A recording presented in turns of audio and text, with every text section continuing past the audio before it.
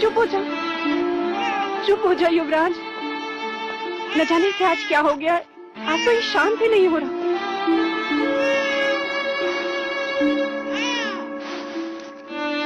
नहीं राजा, लगता है कुमार को किसी की अशुभ दृष्टि लग गई है। लौशिका, युवराज की नजर उतारो शीघ्र।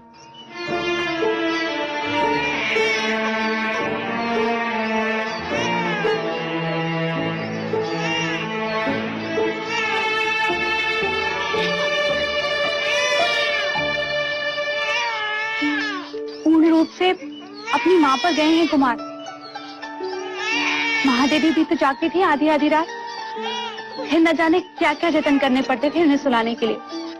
सर में तेल लगाओ, गाना गाओ, संगीत सुनाओ।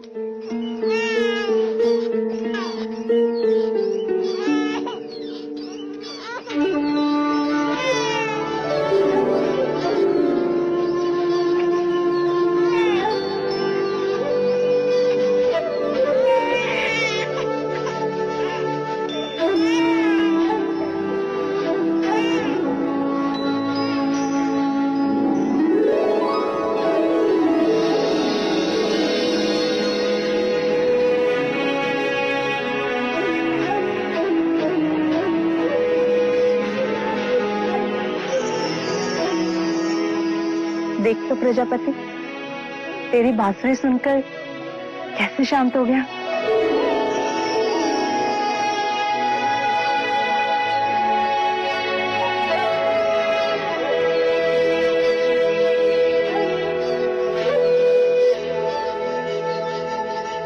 देखिए तो महादेवी, बांसुरी के स्वर सुन के कैसे सो गए हमारे कुमार।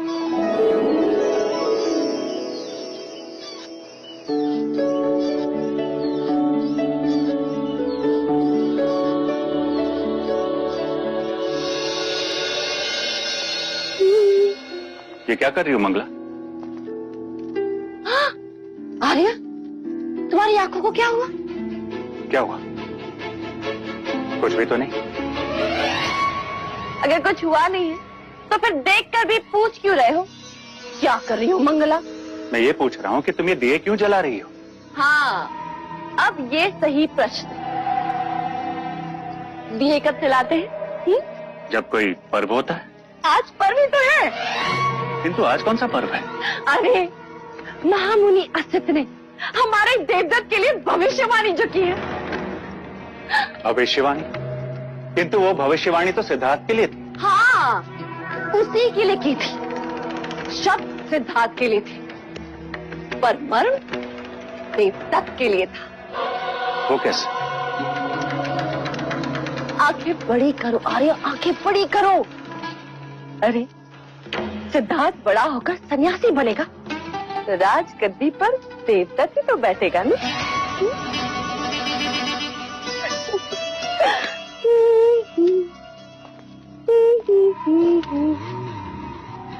कितनी दूर तक सोच लेती हो? मैं कितना भाग्यशाली हूं कि मुझे तुम जैसी अर्धांगिनी मिली। और मैं कितनी अभागी।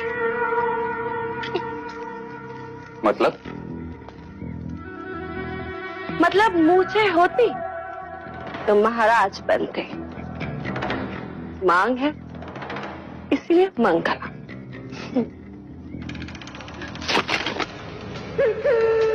और बहुत ही शीघ्र राजमाता। देवदत्त कहाँ है? मुराज खेले मेरे साथ, मैं आपको हरा दूंगा। पुत्र इस समय नहीं, इस समय मैं अकेले रहना चाहूँ। नहीं, मैंने बोला आप खेलिए मेरे साथ। कौन है इस समय नहीं? नहीं, आप मेरे साथ अभी खेल। कौन है इस समय नहीं? में जाके सो जाओ। देवदत्त, देवदत्त उठ, उठ, रोना बंद कर और याद रख, महाराज को अब तेरी कोई आवश्यकता नहीं। इनका अपना पुत्र जो गया। मंगला, क्या अनर्थ कह रही हो? सही तो कहा महाराज। दाहिना हाथ हमेशा मुंह की ओर ही जाता है। जब कुमार नहीं था तब यही देवदत्त था जिसने आपके अकेलेपन को अपने बचपन से भर दिया। क्षमा कीजिएगा महाराज, मेरे देवदत्त ने आपके एकांत को भंग कर दिया। चल देवदत्त।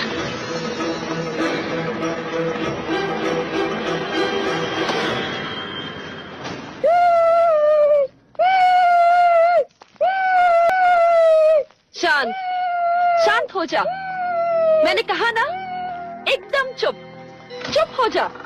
धीरे धीरे मंगला दीदी, सिद्धार्थ अभी अभी सोया है। तुम्हें क्या हुआ? तुम क्यों रो रहे? आज महाराज पहली बार देवदत्त पर क्रोधित हुए हैं। महाराज क्यों? आपके कारण। हमारे कारण? आप महादेवी माया को वचन देकर भूल गई महादेवी प्रजापति। आपने कहा था कि आप दोनों का ध्यान रखेंगी, परंतु युवराज सिद्धार्थ के लालन पालन में इस तरह डूब गई हैं आप कि व्यथा में डूबे महाराज पर ध्यान ही नहीं रहा आपका। माँ तो बन गई, परंतु पत्नी का धर्म भूल गई। इस समय जब महाराज को आपके शयन कक्ष में होना चाहिए, वो व्यथा राज्यसभा में बैठे हैं। आप महादेवी हैं, किंतु आयु में मैं आपसे बड़ी हूँ। आपका ध्यान रखना मेरा कर्तव्य है, इसलिए बिना मांगे आपको सलाह दे रही हूँ। ऐसे कोमल अवसर में अपने पुरुष को अकेला नहीं छोड़ना चाहिए। आप समझ रही हैं ना? चल देवदत्त।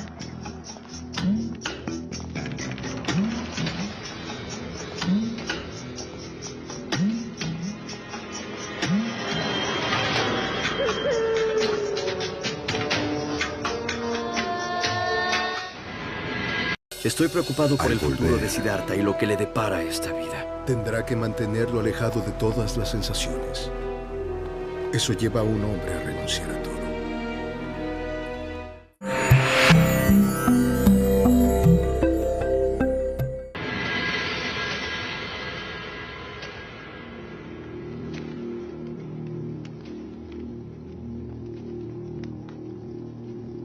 महाराज कहाँ हैं? अभी अभी प्रशिक्षण क्षेत्र की ओर गए हैं महादेवी।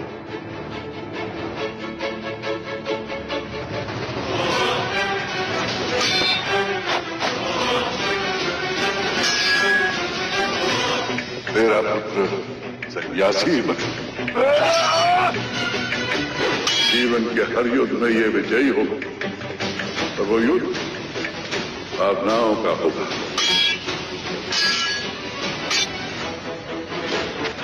भले इसने तेरे क्षत्रिय कुल में जन्म लिया हो, पर रूप सन्यासी का लेकर आया है। क्षमा महाराज, दोष तुम्हारा नहीं, मैं बेध्यान हो गया था।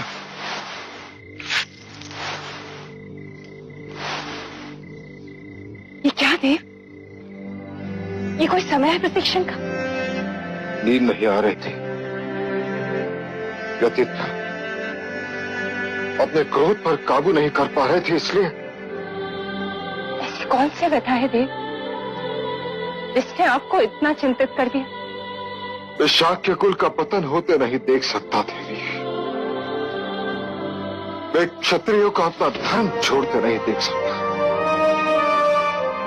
जिन हाथों में मैं तलवार देखना चाहता हूं, उन हाथों में मैं कमंडलू कैसे देखूं? जिस शरीर पर मैं रक्त रंजित घाव देखना चाहता हूं, वहां चंदन तिलक कैसे देखूं देवी, कैसे देखूं? आप किसकी बात कर रहे हैं देव? कुमार सिद्धार्थ की। असत मुनि की वाणी अभी गूंज रही है मेरे कान में।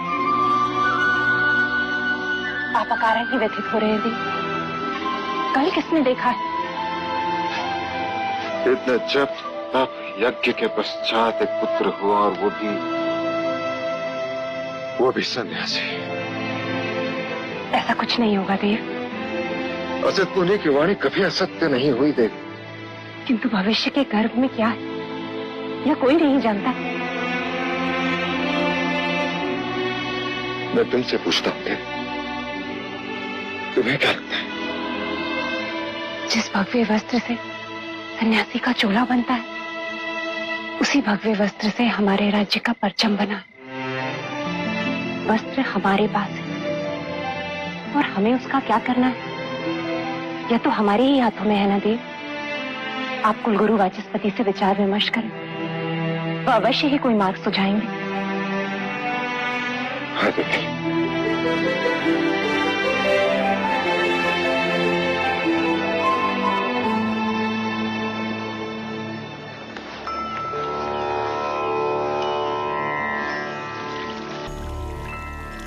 Oremos para que se cumplan todos los deseos futuros, que sean una gran verdad y que todo sea perdurable. Mahadevi Prajapati, आपका यह विचार अति सराहनीय है। यदि हर परिवार अपने मृत आत्मा की स्मृति में एक वृक्ष लगाए और उनका जतन करे तो पृथ्वी सदैव हरित रहेगी और उनकी स्मृति भी जीवित रहेगी। आज हमने ये वृक्ष लगाकर महादेवी महामाया की स्मृति को सदैव के लिए धरती से जोड़ दिया है। महादेवी महामाया की, महादेवी महामाया की, महादेवी महामाया की।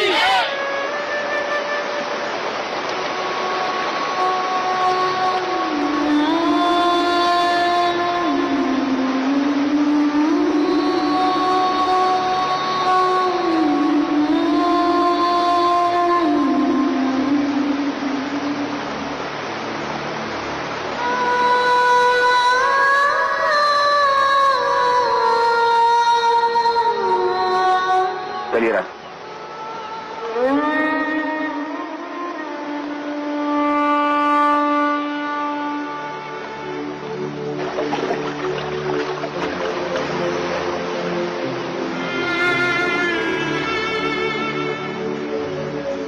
गुरुवर्य, मुझे आपके मार्गदर्शन की आवश्यकता है। अवश्य राज। आप तो जानते हैं कि असित मुनि ने भविष्यवाणी की है कि सिद्धार्थ बड़ा होकर सन्यासी बनेगा, परंतु मैं चाहता हूं कि सिद्धार्थ बड़ा होकर चक्रवर्ती सम्राट बने। मुझे यही चिंता सता रही है कि सिद्धार्थ का भविष्य क्या होगा। इस बहते पानी को देख रहे हैं राजा?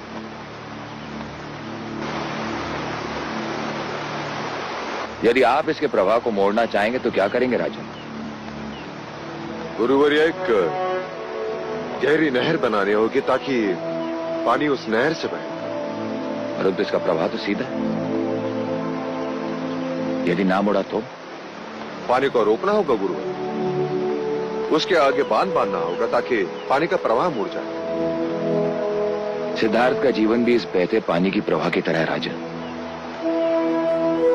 यदि आप उसे योद्धा बनाना चाहते हैं तो क्षत्रियता की गहरी नहर खोदनी ही पड़ेगी।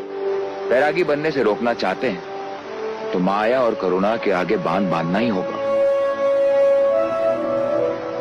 असित मुनि की दृष्टि एक सन्यासी की है, इसलिए उन्हें सिद्धार्थ की महानता केवल एक सन्यासी बनने में दिखती है।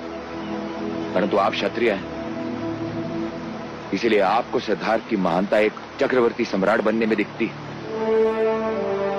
क्षत्रिय धर्म से सींचोगे तो क्षत्रिय ही बनेगा। शारीरिक बल, शस्त्र संचालन, घुड़सवारी, हाथी प्रशिक्षण की ऐसी शिक्षा दीजिए कि वो योद्धा ही बने राजन। करुणा और माया से उसे सदैव दूर रखना राजन।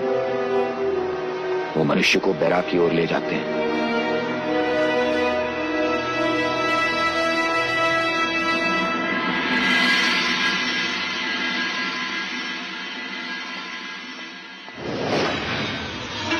महाराज, वो भी अकेले?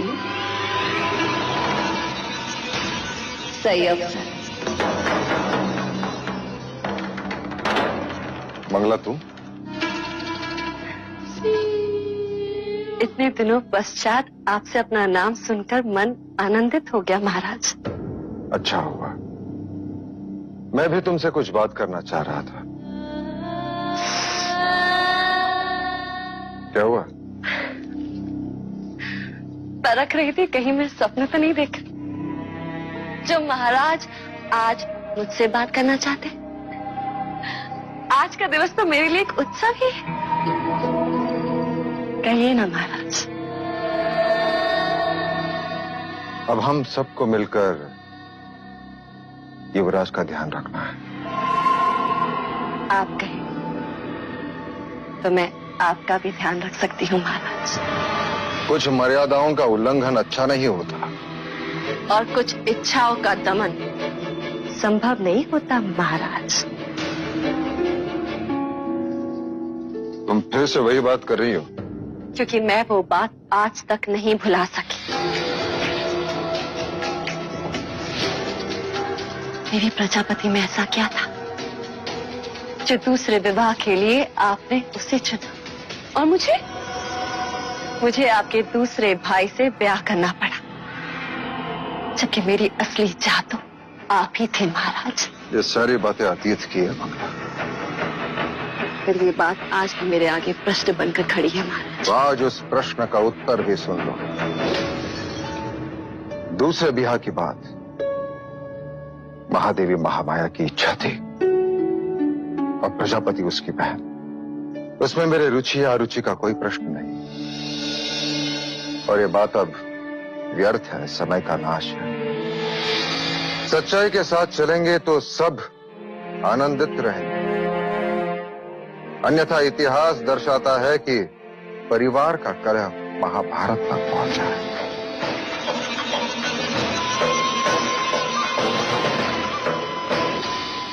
महाराज शुद्धोधन, पहले मेरी दृष्टि केवल आप पर थी, परंतु अब आपके साम्राज्य पर भी है। कपिल वस्तु की महादेवी नहीं बन सकी,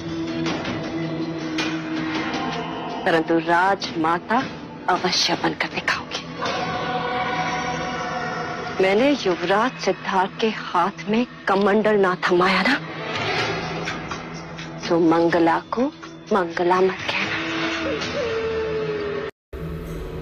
El rey envió la ropa para el príncipe. ¿Manta de hierro? Mi hermano desea que use eso. Así va a conciliar el sueño.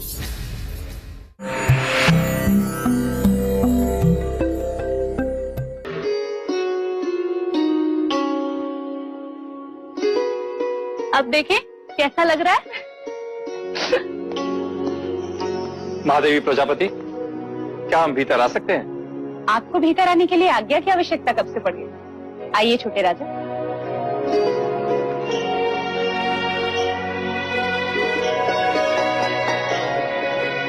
कैसे हो क्षत्रिय? ऐसे क्या देख रहे हो? हम तुम्हारे छोटे चाचा हैं। महादेवी, महाराज ने कुमार के लिए वस्त्र भिजवाए। वस्त्र? देव ने?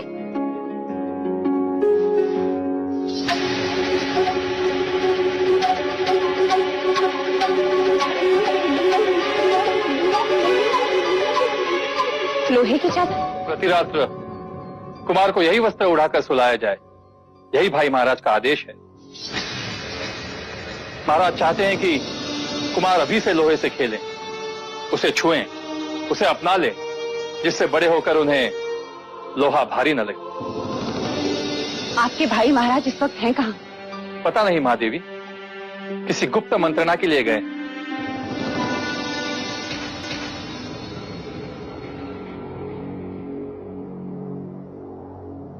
असित मुनि की भविष्यवाणी आप सबने सुनी।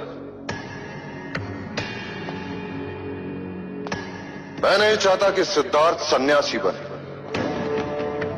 आप निश्चिंत रहें महाराज, सन्यास तो वन प्रस्थान की आयु में लेते हैं। या तो अति दुखी मनुष्य सन्यास के बारे में सोचता है। दुखों से तो मैं सिद्धार्थ को कोसों दूर रखूंगा। सन्यास लेने के बारे में तो रोगी भी सोच सकते हैं महाराज। और वो भी जो भोग विलास से दूर भागते हैं। अर्थात वो लोग जो दुर्बल हैं।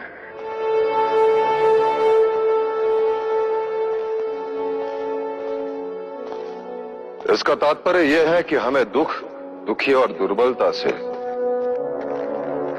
गरीब, रोगी और वृद्धों से सिद्धार्थ को दूर रखना होगा। परंतु ये तो असंभव है महाराज। राज्य में गरीब, वृद्ध, रोगी, प्रजाजन तो रहेंगे ही। उन सबसे सिद्धार्थ को कैसे दूर रख सकते हैं?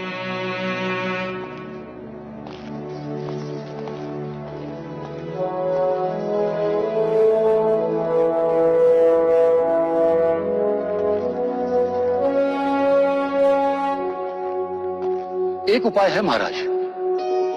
कैसा उपाय सेना? क्यों ना हम राज्य के सभी दुखों को बाहर कर दें। महाराज, क्यों ना हम रोगी, वृद्ध और आर्थिक रूप से पीड़ित ऐसे मनुष्यों को कपिल वस्तु से बाहर फेंक दें। क्या संभव है सेनापति सुमन? हम ये नहीं कर सकते। हमारा कर्तव्य प्रजा की सेवा है, उन पर अन्याय करना नहीं। हम उन पर अन्याय नहीं करेंगे, बदले में हम उन्हें उत्तम जीवन देंगे। अर्थात हम उन्हें ऐसी जगह भेजेंगे जहां रोगियों का इलाज होगा, गरीबों को रोटी मिलेगी, वृद्धों को मान सम्मान मिलेगा।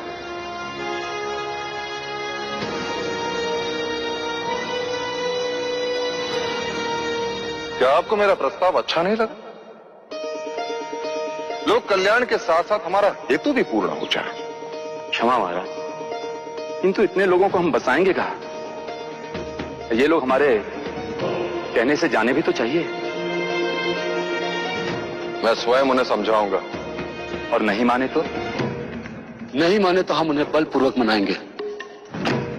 शस्त्र के आगे शास्त्र भी झुकते हैं। पहाड़ की दूसरी ओर एक आरोग्य धाम, एक नई नगरी का निर्माण करेंगे। लोगों को किसी प्रकार की कोई कमी नहीं होगी। क्षमा करें महाराज, इतना बड़ा निर्णय हम अकेले कैसे ले सकते हैं? हमें शाह की सभा बुलानी होगी। साम दाम दंड भेद, किसी भी प्रकार ये प्रस्ताव पारित होना ही चाहिए। मैं सिद्धार्थ को सन्यासी बनते नहीं देख सकता।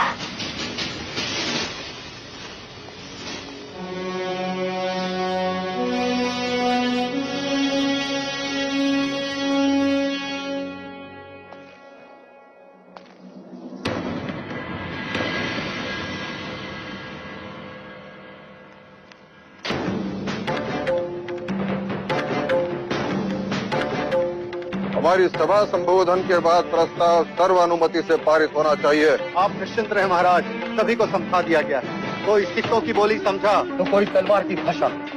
कोई विरोध शेष नहीं है। अब यहाँ वही होगा महाराज जो आप कहेंगे।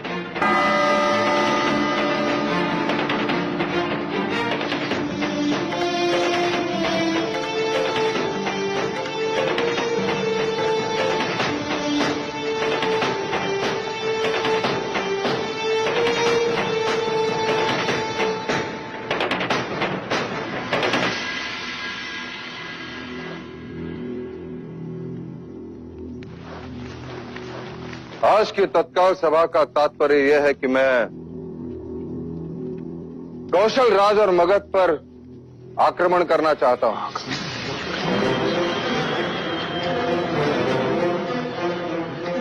क्या हमने कुछ असत्य कहा? क्या हमें से हर एक शाक्य ये नहीं चाहता कि कपिल वस्तु का विस्तार हो? किंतु उन दोनों से युद्ध का विचार तो आत्मघाती है महाराज शुद्धोधन। कीचक जी, मैं 20 वर्ष पश्चात की बात कर रहा हूं। यदि कल फल खाना हो तो उसका बीज हमें आज ही बोना होगा। कल के युद्ध के लिए आज हमें एक ऐसे नेतृत्व को ढूंढना होगा जो आने वाले कल में हमारा सेनापति, सम्राट हो। ऐसा योद्धा हो जिसे देखकर शत्रु भयभीत हो जाए, जिसे भाग्य का भी साथ हो और आप सबका साथ। मेरे कुमार सिद्धार्थ में ये सारी योग्यताएं हैं, ये केवल मैं नहीं कहता। शाक्य कुलगुरु वाचस्पति का भी यही कहना है। इसलिए हमें कुछ कड़े कदम उठाने होंगे जिससे हमारी आने वाली पीढ़ी शक्तिशाली हो, दुखों से कोसों दूर हो, चिंता से मुक्त हो। इसलिए मेरा यह सुझाव है कि हम एक नई नगरी का निर्माण करें, जहां कपिलवस्तु के रोगी, वृद्ध और आर्थिक रूप से पीड़ित लोगों को रखा जाएगा, जिससे हमारे युवकों को अपने कर्तव्य से मुक्ति मिले, ताकि वो युद्ध कला और राज्य की प्रगति की ओर अपना लक्ष्य केंद्रित कर सके।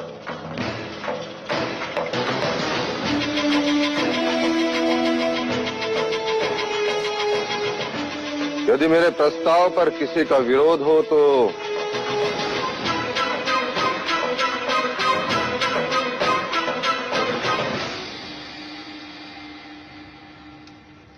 क्या शाक्य कुल के सभी प्रतिनिधियों को इस प्रस्ताव पर सहमति है? क्या महाराज शुद्धोदन की राय सबको मान्य है? तो क्या हम ये समझ लें, शाक्य सभा में यह प्रस्ताव सर्वसम्मति से पारित होता है?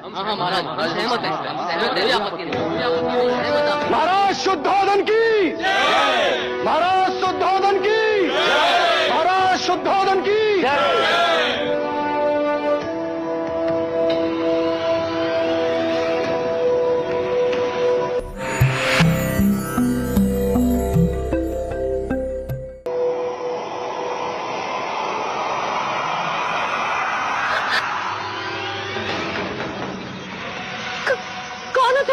हाँ, हमारी दादी तंत्र मंत्र जानती हैं।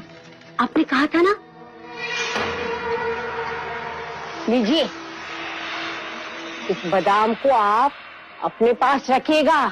देखिएगा, आज आपको कोई न कोई शुभ संदेश मिलेगा। हाँ, ठीक है, ठीक है, जाओ यहाँ से। शुभ संदेश मिलते ही इसे पानी में बहा दीजिएगा। हाँ, ठीक है, जाओ। आओ दादी।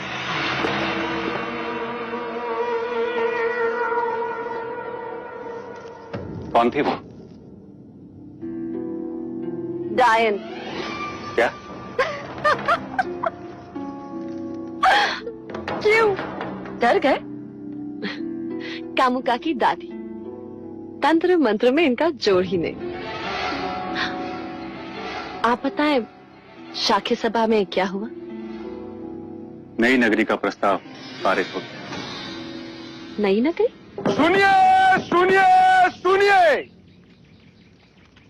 कपिलवस्तु के सभी प्रजाजनों के हित में महाराज शुद्धोधन ने एक ऐसा निर्णय लिया है जो कभी किसी राजा ने अपनी प्रजा के हित में नहीं लिया। सुनिए, सुनिए, सुनिए। बात तो भाई महाराज के स्वार्थ की है, किंतु दिखावा परमार्थ का। और ये प्रजा है कि उनको और कुमार सिद्धार्थ को आशीर्वाद दे रही है। नई नगरी? सचमुच? ऐसा परमार्थी राजा ना हमने कभी देखा न सुना। कुमार सिद्धार्थ झुक झुक जिए। ये तो अनर्थ है। प्रजा की आंखों में धूल झोंकने की बात है आर्य। हमें कुछ ऐसा करना होगा जिससे महाराज का मुखौटा उतर जाए, प्रजा को सच्चाई का पता चले, महाराज शुद्धोधन अपमानित हो और कुमार सिद्धार्थ को भी प्रजा अभिशाप माने। किंतु ये कार्य करेगा कौन?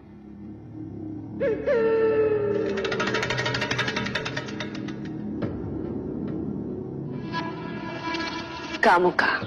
नई नगरी का लाभ लेने के लिए सभी गरीब, वृद्ध और रोगियों को 2 दिन में कपिलवस्तु छोड़कर वहां जाना होगा।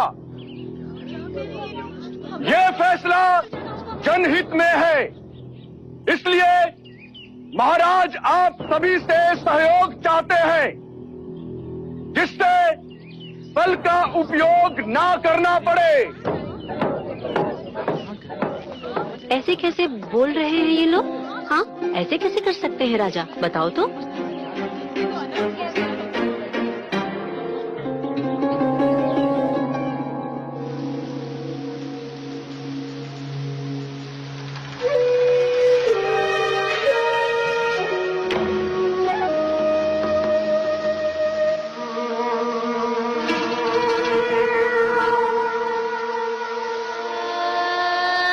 अरे इस भलाई के पीछे कितना स्वार्थ छिपा है, ये तो अंदर की बात है। एक बार यहाँ से निकले ना तो मानो पहुँच गए शमशान घाट। अरे उसके बाद तो वापस आने का नाम भी नहीं ले पाओगे तुम लोग। बताओ ये सब किसके कारण? कुमार सिद्धार्थ के कारण। कहते हैं उन्हें दुख नहीं दिखना चाहिए, वरना कुमार सन्यासी हो जाएंगे। इससे तो अच्छा होता कि कुमार पैदा ही ना होते। महल में दिए जले, इसलिए हमारे घर में अंधेरा। तो? अरे कहते हैं बड़ा भाग्यशाली है, जन्म लेते ही माँ को खा गया और अब बड़ा हुआ तो ये कपल वस्तु खाली करवा रहा है। ये कैसा भाग्यशाली है? हाँ, महाराज को रोकिए महादेवी प्रजापति। पुत्र प्रेम में पिता अंधा हो सकता है, ये तो सुना था, पर इतना क्रूर, इतना कठोर भी हो सकता है, ये पहली बात है। क्या हुआ मंगला दीदी? महाराज कपिल वस्तु से सारे दुखी, निर्धन, वृद्ध, रोगियों को राज निकाला दे रहे हैं। क्यों? युवराज सिद्धार्थ के लिए, जिससे वो दुख ना देखे, उनमें करुणा ना उपजे और वो कभी सन्यासी ना बने। महादेवी माया होती ना तो ऐसा कभी नहीं होने देती। महाराज को रोकिए, कहीं प्रजाजनों में असंतोष फैल गया ना तो अनर्थ हो जाएगा।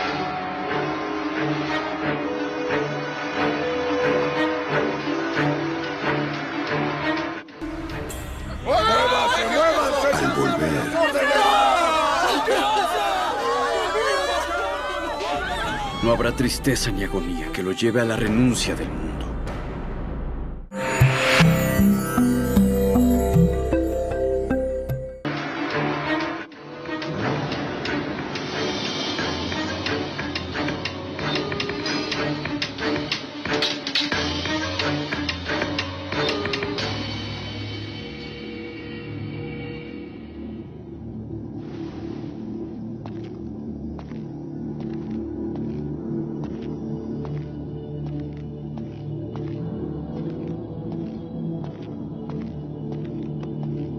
प्रजापति तुम? बहुत ठेस पहुंची है देव। यदि महादेवी माया जीवित होती तो क्या आप उनसे भी यह बात छुपाते? कौन सी बात? यह कैसा न्याय है देव कि मुनिवर असित ने भविष्यवाणी की और आपने पूरे कपिल वस्तु को बेघर कर दी। अच्छे भविष्य के लिए वर्तमान को दंड भुगतना ही पड़ता है देवी। किसका भविष्य? कुमार सिद्धार्थ का। तो उसके लिए प्रजा क्यों दंड भुगते? अभी भी समय है देव, अपना आदेश वापस ले लीजिए, अन्यथा प्रजा का रोष हमें जीने नहीं देगा।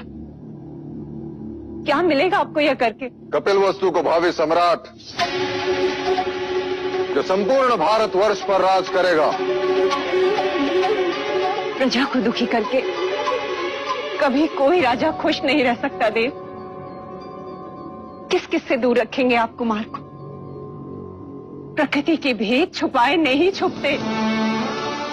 आप उनसे मनुष्य का दुख छुपाएंगे, मृत्यु छुपाएंगे, किंतु वृक्ष से गिरते पीले पत्ते कैसे छुपाएंगे? मुरझाते फूल कैसे छुपाएंगे देव? देवी तुम्हारी भावनाएं मुझे दुर्बल कर रही हैं। और पुत्र प्रेम आपको निष्ठुर। कहीं ऐसा ना हो कि कुमार बड़े हो और इस कांड का उल्लेख निकले तो उनका सर शर्म से झुक जाए। प्रजापति, ये मत भूलो कि मैं उसका जन्मदाता हूं। मेरा अधिकार तुमसे बढ़कर है। मैं उसके लिए जो कुछ भी कर रहा हूं उसके हित में कर रहा हूं। ना वो दुख देखेगा ना मृत्यु जिससे वैराग्य उत्पन्न होता है।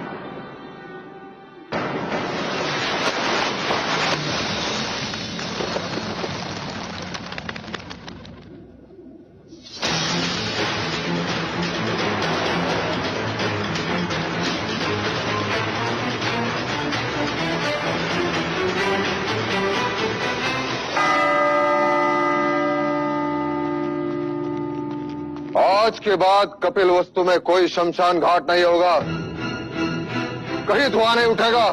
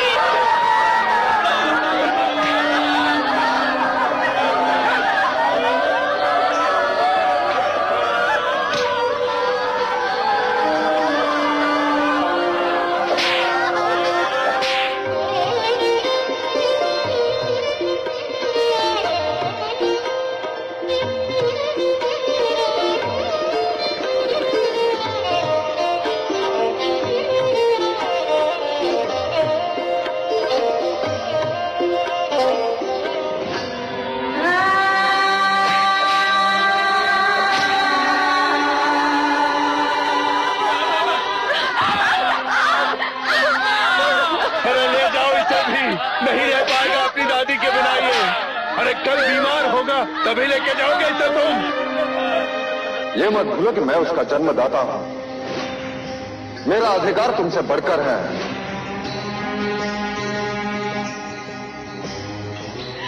महादेवी, महादेवी ये मनुष्यता नहीं है महादेवी।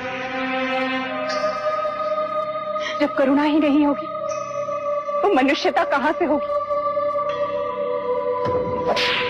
इतना अत्याचार मत करो हम पर, मत लो हमारा अभिशाप। हम पर जो बीती है ना वो एक दिन तुम पर भी बीतेगी, और जिसके लिए तुम हमें बेघर कर रहे हो वही तुम्हें एक दिन त्याग कर चला जाएगा।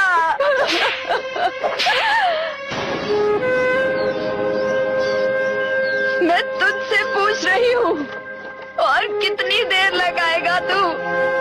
और तू कब से निष्ठुरों का साथी बन गया? बोल, चुप क्यों है तू? क्या हमारा दुख तुझ तक नहीं पहुंचता? इस आतंक को देखकर तेरी आंख से आंसू क्यों नहीं बहते?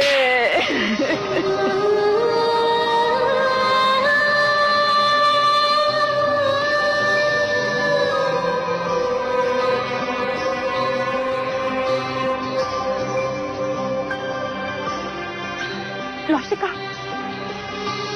लौशिका देख, सिद्धार्थ के आंसू को रुकने का नाम ही नहीं ले रहे।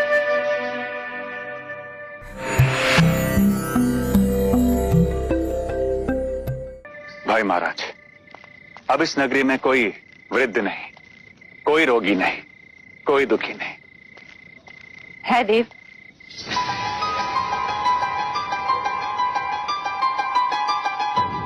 कौन दुखी है? कुमार सिद्धार्थ। उनके आंसू नींद में भी रुकने का नाम नहीं ले रहे। वह सुषेण को तत्काल बुलाया जाए। जी भाई महाराज।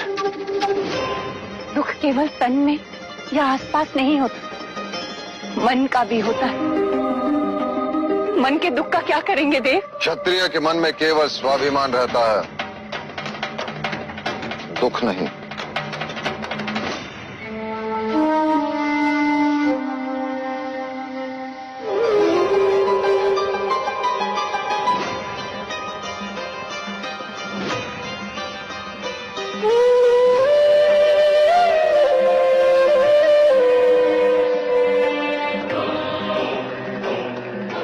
कुमार ने अवश्य कोई डरावना सपना देखा, इसी कारण नींद में आंसू बहे होंगे, और बुखार का कारण भी यही होगा। मैं औषध भिजवा देता हूँ। भिजवाइए नहीं, अंगारी आज के पश्चात आप परिवार समेत यही राजमहल में रहेंगे। आपका केवल एक ही कर्तव्य होगा कि राजमहल में कोई भी रोगी ना हो, मानसिक रूप से, शारीरिक रूप से। युवराज को कुछ नहीं होना चाहिए। डर में बीत गए दिन कितने, सन्नाटे में रातें, साम दाम दंड भेद के डंडे करते रहे बस बातें। आंखों में आंसू है भरे, होठों पे लिए मुस्कान, समय बीतता चला गया पर कर गया जग वीरान, कर गया जग वीरान।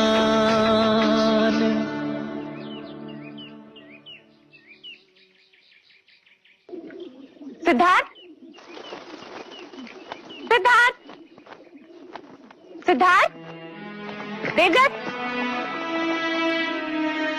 सिद्धार्थ कहाँ है? वन मनुष्य तो वन नहीं रहता है।